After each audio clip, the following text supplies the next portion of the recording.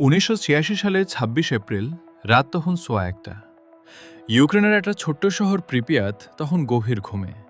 কেউ জানত না পাশের নিউক্লিয়ার পাওয়ার প্ল্যান্টে চলা একটা মাত্র ৪ মিনিটের রুটিন পরীক্ষা কয়েক সেকেন্ডের মধ্যেই বদলে দেবে হাজারো মানুষের ভাগ্য। সেই রাতের পর থেকে আজও প্রায় ৪ দশক পেরিয়ে গেলেও এই শহরে কেউ বাস করে না। আসুন, আগুন চাপায় ইতিহাসের প্রতিটা মুহূর্ত শুরু থেকে শেষ পর্যন্ত জেনে নেই। গল্পটা শুরু করার আগে বুঝে নেওয়া দরকার চেরনোবিল আসলে কি ছিল। ১৯৭০ সালে সোভিয়েত ইউনিয়ন ইউক্রেনের উত্তরে একটা বিশাল নিউক্লিয়ার পাওয়ার প্ল্যান্ট বানানো শুরু করে। এই প্ল্যান্টে মোট ৪টা রিঅ্যাক্টর তৈরি হয়, আর পরিকল্পনা ছিল আরও ২টো বানানোর। এই প্ল্যান্টের বিদ্যুৎ দিয়ে চলত ইউক্রেনের বিশাল একটা অংশ। প্ল্যান্টের কর্মী আর তাদের পরিবারদের জন্য পাশেই গড়ে তোলা হয় প্রিপিয়াত শহর। এটা ছিল সোভিয়েত ইউনিয়নের একটা মডেল সিটি। চওড়া রাস্তা, আধুনিক অ্যাপার্টমেন্ট, স্কুল, হাসপাতাল, সিনেমা হল, এমনকি একটা অ্যামিউজমেন্ট পার্কও। প্রায় ৫০,০০০ মানুষ এখানে বাস করতেন, আর গড় বয়স ছিল মাত্র ২৬ বছর। কারণ এটা ছিল মূলত তরুণ প্রকৌশলী আর তাদের পরিবারের শহর। এই মানুষগুলোর কেউ কল্পনাও করতে পারেননি তাদের সাজানো জীবন কয়েক ঘন্টার মধ্যে ধ্বংস হয়ে যাবে। বিস্ফোরণ রাত ১:২৩ টেস্ট শুরু হয়। টারবাইন বন্ধ করে দেওয়া হয়, আর তখনই রিঅ্যাক্টরের ভেতরে অস্বাভাবিক পরিবর্তন শুরু হয়। পাওয়ার লেভেল হঠাৎ বাড়তে শুরু করে, দ্রুত, আরও দ্রুত। আকিম্বো পরিস্থিতি বুঝতে পেরে তৎক্ষণাৎ ইমার্জেন্সি শাটডাউন বাটন চাপার নির্দেশ দেন। এই বাটনের নাম ছিল AZ-৫, যেটার কাজ ছিল মুহূর্তের মধ্যে সবগুলো কন্ট্রোল রড রিঅ্যাক্টরে ঢুকিয়ে বিক্রিয়া বন্ধ করে দেওয়া। কিন্তু এখানেই ঘটে সবচেয়ে ভয়ঙ্কর আর দুর্ভাগ্যজনক ব্যাপারটা। আর বিএমকে রিঅ্যাক্টরের ডিজাইনে একটা মারাত্মক ত্রুটি ছিল। কন্ট্রোল রডের একদম নিচের প্রান্তে গ্রাফাইটের একটা অংশ লাগানো থাকত। এই রডগুলো যখন প্রথম রিঅ্যাক্টরে ঢোকে, তখন প্রথম কয়েক সেকেন্ডের জন্য এই গ্রাফাইট অংশ বিক্রিয়া কমানোর বদলে উল্টো আরও বাড়িয়ে দিত। মানে, যে বাটন দুর্ঘটনা ঠেকানোর জন্য চাপা হলো, সেটাই হয়ে দাঁড়ালো দুর্ঘটনার আসল কারণ। মাত্র কয়েক সেকেন্ডের মধ্যে রিঅ্যাক্টরের পাওয়ার স্বাভাবিক মাত্রার প্রায় ১০০ গুণে পৌঁছে যায়। জ্বালানি রডগুলো ভেঙে পড়ে, প্রচণ্ড তাপে মুহূর্তেই বিশাল পরিমাণ বাষ্প তৈরি হয়। আর সেই চাপ সহ্য করতে না পেরে রাত ১:২৩:৪৪ প্রথম বিস্ফোরণ ঘটে। এরপর প্রায় সাথে সাথেই দ্বিতীয় আরও একটা বিস্ফোরণ হয়। এই বিস্ফোরণে রিঅ্যাক্টরের ১০০০ টন ওজনের কংক্রিট আর স্টিলের ছাদ সরাসরি আকাশে উড়ে যায়। রিঅ্যাক্টরের ভেতরের তেজস্ক্রিয় পদার্থ খোলা আকাশে ছড়িয়ে পড়তে শুরু করে।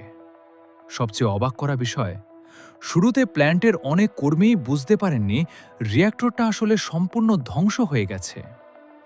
দিয়াতলব নিজেও প্রথমে বিশ্বাস করতে চাননি রিঅ্যাক্টর বিস্ফোরিত হয়েছে। তিনি ভেবেছিলেন হয়তো একটা ছোট ট্যাঙ্ক বিস্ফোরিত হয়েছে। কিন্তু বাস্তবতা ছিল ভয়ঙ্কর। একটা সম্পূর্ণ খোলা, জ্বলন্ত পারমাণবিক রিঅ্যাক্টর সরাসরি বাতাসে ভয়াবহ তেজস্ক্রিয়তা ছড়াচ্ছিল। বিস্ফোরণের পর প্ল্যান্টের ছাদে প্রায় ৩০টা আগুন জ্বলে ওঠে। স্থানীয় ফায়ার স্টেশন থেকে ফায়ার ফাইটারদের পাঠানো হয়। নেতৃত্বে ছিলেন লেফটেন্যান্ট ভ্লাদিমির প্রাভিক। তাদের কাউকে বলা হয়নি এটা একটা নিউক্লিয়ার দুর্ঘটনা।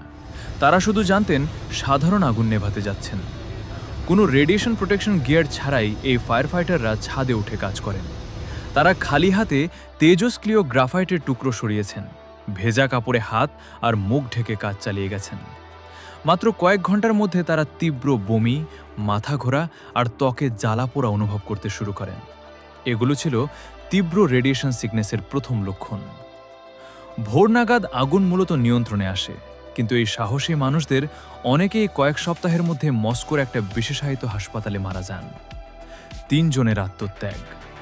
চেরনোবিল ডাইভার্স দুর্ঘটনার কয়েকদিন পর একটা নতুন আতঙ্ক দেখা দেয়। রিঅ্যাক্টরের নিচে জমে থাকা পানির ট্যাঙ্কের সংস্পর্শে গলিত জ্বালানি চলে এলে আরও একটা বিশাল বিস্ফোরণ হতে পারে বলে আশঙ্কা করা হয়, যেটা হলে ধ্বংসের মাত্রা আরও বহুগুণ বেড়ে যেত। সম্ভবত পুরো ইউরোপের একটা বড় অংশ বসবাসের অযোগ্য হয়ে যেতে পারত। এই পানি বের করে দেওয়ার জন্য ৩ জন স্বেচ্ছাসেবক, আলেক্সেই আনানেঙ্কো, ভালেরি বেসপালভ আর বরিস বারানভ, অন্ধকার তেজস্ক্রিয় পানির নিচে নেমে ভালভ খুলে দেন। এই মিশনকে বলা হয় ইতিহাসের অন্যতম সাহসী উদ্ধার অভিযান। সরকারি নীরবতা আর বিশ্বের জানাজানি দুর্ঘটনার পরও সোভিয়েত সরকার প্রথমে পুরো বিষয়টা গোপন রাখার চেষ্টা করে। প্রিপিয়াতের বাসিন্দারা প্রায় ৩৬ ঘন্টা স্বাভাবিক জীবনযাপন করতে থাকেন। বাচ্চারা স্কুলে যায়, মানুষ রাস্তায় হাঁটাচলা করে, এমনকি কেউ কেউ মাছ ধরতেও যান নদীর ধারে। অথচ বাতাসে তখন মারাত্মক তেজস্ক্রিয় ধুলা ভাসছিল। বিশ্ব প্রথমে এই ঘটনার আঁচ পায় সোভিয়েত ইউনিয়নের বাইরে থেকে। দুর্ঘটনার ২ দিন পর প্রায় ১১০০ কিলোমিটার দূরে সুইডেনের একটা নিউক্লিয়ার প্লান্টে কর্মীদের জুতার তলায় অস্বাভাবিক মাত্রার তেজস্ক্রিয়তা ধরা পড়ে। প্রথমে তারা ভেবেছিলেন নিজেদের প্ল্যান্টেই কোনো সমস্যা হয়েছে, কিন্তু পরীক্ষা করে দেখা যায় তাদের নিজেদের প্ল্যান্ট সম্পূর্ণ নিরাপদ। তেজস্ক্রিয়তা বাতাসে ভেসে এসেছে পূর্ব দিক থেকে, সোভিয়েত ইউনিয়নের দিক থেকে। এই চাপের মুখে পড়েই সোভিয়েত সরকার প্রথমবারের মতো টিভিতে সংক্ষিপ্তভাবে স্বীকার করে একটা দুর্ঘটনা ঘটেছে, যদিও পুরো ভয়াবহতা তখনও গোপন রাখা হয়েছিল। প্রিপিয়াত খালি হওয়ার দিন দুর্ঘটনার প্রায় ৩৬ ঘন্টা পর ২৭ এপ্রিল দুপুরে প্রিপিয়াতের বাসিন্দাদের হঠাৎ রেডিওতে ঘোষণা দিয়ে জানানো হয়, তেজস্ক্রিয়তার কারণে সবাইকে সাময়িকভাবে শহর ছাড়তে হবে। বলা হয়েছিল এটা মাত্র ৩ দিনের জন্য, তাই মানুষ শুধু জরুরি কাগজপত্র, কিছু কাপড় আর সামান্য খাবার নিয়ে বাসে উঠে পড়েন। পোষা প্রাণীদের আনার অনুমতি ছিল না, তাই অনেকেই তাদের প্রিয় কুকুর বিড়াল বাসায় রেখে যেতে হয়, এই আশায় যে কয়েকদিন পরই ফিরে আসবেন। প্রায় ১২০০ বাস ব্যবহার করে মাত্র কয়েক ঘন্টার মধ্যে গোটা শহর খালি করে ফেলা হয়। কিন্তু সেই মানুষগুলো আর কখনো ফিরে আসতে পারেনি। যে ৩ দিনের প্রতিশ্রুতি দেওয়া হয়েছিল তা আজ প্রায় ৪ দশকে গড়িয়েছে। প্রিপিয়াত শহর আজও ঠিক সেভাবেই পড়ে আছে যেভাবে সেদিন মানুষ রেখে গিয়েছিলেন। ঘরের টেবিলে থালা বাসন, স্কুলের ক্লাসরুমে খোলা বই। শহরের বিখ্যাত ফেরিস হুইলটা কখনো একবারও চালু হয়নি, কারণ এটা উদ্বোধনের কথা ছিল দুর্ঘটনার মাত্র কয়েকদিন পরে, মে দিবস উপলক্ষে। আজ এই ফেরিস হুইলটাই চেরনোবিলের সবচেয়ে পরিচিত, সবচেয়ে ভুতুড়ে প্রতীক। দুর্ঘটনার পর রিঅ্যাক্টরের নিচের বেসমেন্টে একটা অদ্ভুত জিনিস তৈরি হয়। গলিত জ্বালানি, বালি আর কংক্রিট একসাথে গলে জমাট বেঁধে একটা কালো হাতির পায়ের মতো আকৃতির চাংড়ে পরিণত হয়। এর নাম দেওয়া হয় এলিফ্যান্টস ফুট। দুর্ঘটনা পরপর এই জিনিসটার কাছাকাছি মাত্র কয়েক মিনিট দাঁড়ালেই একজন মানুষের মৃত্যু হতে পারত, এমন মাত্রার তেজস্ক্রিয়তা ছিল এখানে। আজও এই জায়গাটা অত্যন্ত বিপজ্জনক, যদিও সময়ের সাথে তেজস্ক্রিয়তা অনেকটাই কমে এসেছে। স্বাস্থ্যের ওপর দীর্ঘমেয়াদী প্রভাব, চেরনোবিল দুর্ঘটনার সরাসরি প্রভাবে ঠিক কতজন মানুষ মারা গেছেন এটা নিয়ে আজও বিতর্ক আছে। সরকারিভাবে দুর্ঘটনার সাথে সরাসরি সম্পর্কিত মৃত্যুর সংখ্যা মাত্র কয়েক ডজন বলা হলেও বিভিন্ন আন্তর্জাতিক গবেষণা বলছে দীর্ঘমেয়াদী রেডিয়েশনজনিত ক্যান্সার আর অন্যান্য অসুস্থতায় প্রকৃত মৃত্যুর সংখ্যা কয়েক হাজার পর্যন্ত হতে পারে। দুর্ঘটনার পর আশেপাশে প্রায় ৩০ কিলোমিটার এলাকাকে এক্সক্লুশন জোন ঘোষণা করা হয়, যেখানে মানুষের স্থায়ী বসবাস আজও নিষিদ্ধ। ছোট শিশুদের মধ্যে থাইরয়েড ক্যান্সারের হার আশেপাশের এলাকায় উল্লেখযোগ্যভাবে বেড়ে যায়, কারণ তেজস্ক্রিয় আয়োডিন দূষিত দুধ আর খাবারের মাধ্যমে সরাসরি তাদের শরীরে প্রবেশ করেছিল। আজকের চেরনোবিল আশ্চর্যজনকভাবে মানুষ চলে যাওয়ার পর এই এলাকায় বন্যপ্রাণীর সংখ্যা বরং অনেক বেড়ে গেছে। নেকড়ে, হরিণ, বুনো ঘোড়া, এমনকি বিরল প্রজাতির পাখি এখন এই এলাকায় স্বাভাবিকভাবে বিচরণ করে।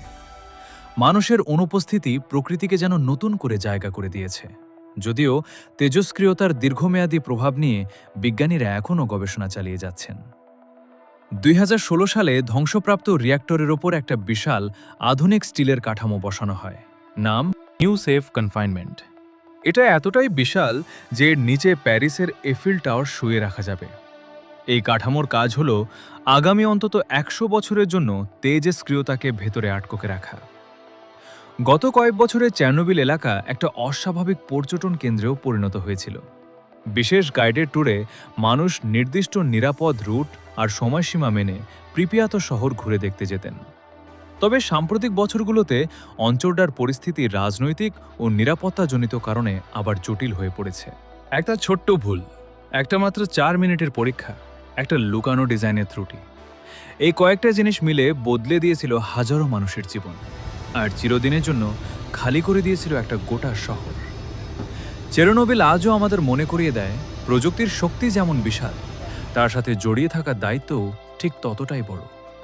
আপনার কি মনে হয় সেদিন যদি অপারেটররা প্রোটোকল ঠিকভাবে মেনে চলতেন তাহলে কি এই দুর্ঘটনা এড়ানো যেতে? কমেন্টে জানান আপনার মতামত। এমন আরও অজানা ইতিহাস আর রহস্যের গল্প পেতে চ্যানেলটা সাবস্ক্রাইব করে রাখুন। পরের ভিডিওতে দেখা হচ্ছে।